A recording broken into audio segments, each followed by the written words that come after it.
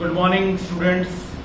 अपन मौलिक अधिकारों के संबंध में बात कर रहे थे। कल मैंने आप लोगों को पहला अधिकार समानता के अधिकार के दो अधिकार जो है कानून के समानता और सामाजिक समानता के संबंध में आपसे बात की थी। ऐसे तो अब मैं पीडीएफ भी इसकी भेजना चालू करूंगा। सबसे पहले मैं आप लोगों को जो संविधान सभा मैंने आप लोगों को कराई है उसकी कल मैं आपको पूरा पीडीएफ बना के भी भेज रहा हूँ, जिससे कि आपके सामने लिखित के अंदर भी नोट्स उपलब्ध होंगे और मैंने वीडियो के माध्यम से आप लोगों को पूरी तरह से समझा दिया है।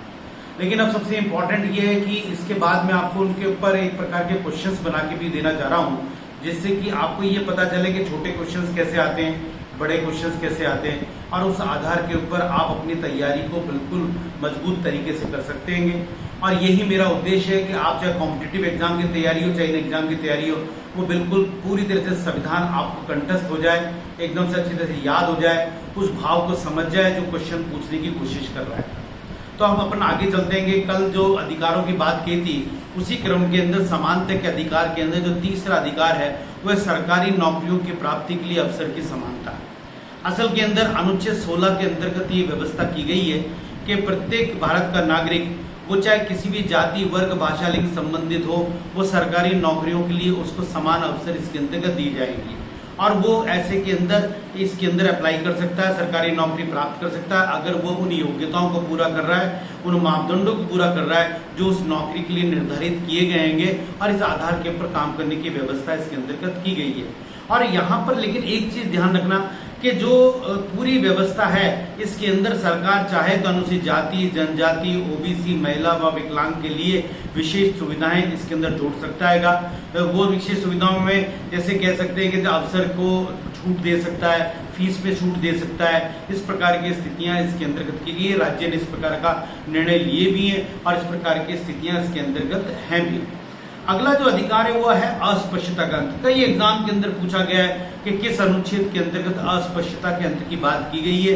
तो ध्यान रखना अनुच्छेद 17 के अंतर्गत अस्पष्टता के अंत की बात की गई है और स्पष्ट रूप से कह दिया है कि भारत में छुआछूत करना या छुआछूत फैलाना एक प्रकार का अपराध है और इसे मौलिक अधिकारों के परिप्रेक्ष्य में डाल दिया गया है। यानी कि आप अंदाजा लगा सकते हैं कितना महत्वपूर्ण तरीके का अधिकार है कि अगर हम छुआछूत की बात करते हैं तो वो निश्चित रूप से हम किसी भी जगह उसको चैलेंज किया जा सकता है और इसके अंदर जमानत भी नहीं है। लेकिन मैं यहाँ पर स्पष्ट रूप से कहूँ कि छुआछूत एक प्रकार की मानसिक बीमारी के रूप के अंदर मैं इसको काउंट करता हूँ। यानी कि जब तक हमको नहीं पता तब तक हम ना हर किसी के साथ में घुलने मिलने की स्थिति में, पता होने पर हम इससे दूरी बनाने की कोशिश करते हैं, जो कि बहुत ज्यादा गलत है।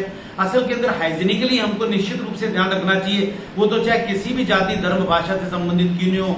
अगर कोई व्यक्ति ने कोई ऐसा काम करके आया है तो निश्चित रूप से उससे थोड़ा ये कहा जाए कि जैसे आज कोरोना पीरियड के अंदर भी हम कह रहे हैं भैया दूरी बना के रखो, हाथ धो के रखो, सैनिटाइज करके रखो, वो स्थिति इसके परिप्रेक्ष्य के अंदर मैं देखता हूँ। बाकी व्यक्ति को इस आधार के ऊपर नहीं देखा जाना चाहिए कि वो किस जाति का है और इस आधार के ऊपर उस पर अस्पष्टता की स्थिति की जाए।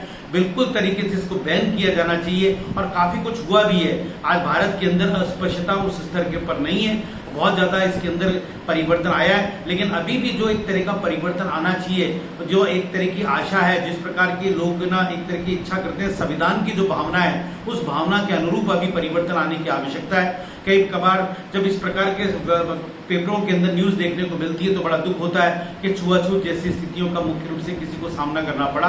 तो इसके अंदर अस्पष्टता का अंत निश्चित रूप से होना चाहिए और अनुच्छेद 17 को प्रभावी तरीके से एक तरह से लागू किया जाना चाहिए।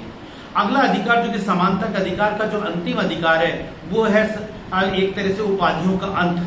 असल के अंदर ब्रिटिश पीरियड के अंदर जो उपाधियां दी जाती थी ये अधिकार अनुच्छेद 18 के अंतर्गत दिया गया है, जो मैं आपको बताना चाह रहा हूँ कि ब्रिटिश पीरियड के अंदर कई प्रकार की उपाधियां दी जाती थी, लॉर्ड की उपाधि, नाइटहुड की उपाधि, सर की उपाधि।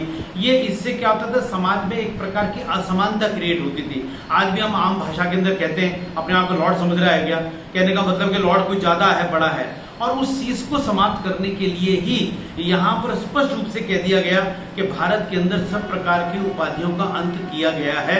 ये स्पष्ट रूप से जिस प्रकार से सब में समानता बनी रहे। आज वर्तमान परिप्रेक्ष्य के अंदर सिर्फ दो ही ऐसे क्षेत्र में जिसमें उपाधियां दी जा सकती है, शिक्षा का क्षेत्र और सेना का क्षेत्र। ये दोनों ऐसे क्षेत्र हैं जिसमें प्रोत्साहन की आवश्यकता है, और प्रोत्साहन इसलिए जरूरी है क्योंकि ये दोनों क्षेत्रों के अंदर एक प्रकार का एक के अंदर जिस प्रकार से देश के प्रति समर्पण है, गौरव है, इस प्रकार की स्थिति है, और दूसरे के अंदर शिक्षा जैसे कि कुछ आपको नया देने की बात है, इसलिए इसके अंदर उपाधि की बात की गई है। हाँ, यदि किसी विदेशी राज्य से किसी भारतीय नागरिक को कोई उपाधि मिलती है तो उसे तब तक ग्रहण नहीं कर सकता जब तक कि भारत का राष्ट्रपति उसकी अनुमति प्रदान नहीं कर देता।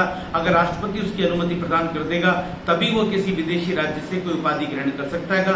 ये समानता के अधिकार के अंदर पांचों चीजें कही गई थी, जो कि मैंने आपको 14, 15, 16, 17, 18 अनुच्छेद के अंदर बताई है। आज के लिए यहाँ तक, बाकी बात कल के लिए। धन्यवाद। Thank you very much.